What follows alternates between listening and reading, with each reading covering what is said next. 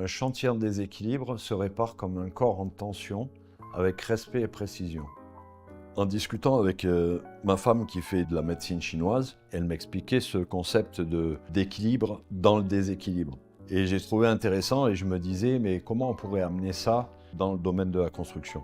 Accepter de pouvoir danser dans un milieu où ça doit être plutôt rigide, ça doit être timé, c'est planifié.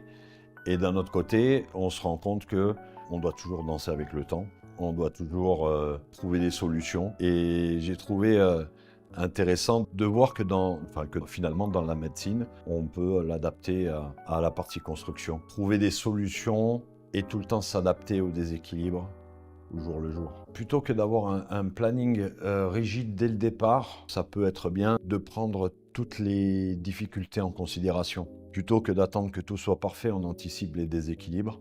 Et plutôt que de vouloir tout maîtriser, on apprend à s'ajuster en permanence.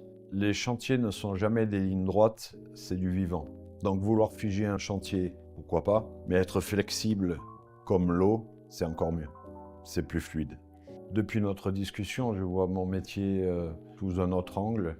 La vraie force, ce n'est pas d'éliminer les aléas, mais plutôt de danser avec eux, comme pour le corps humain. Et finalement, nous sommes des docteurs de la construction.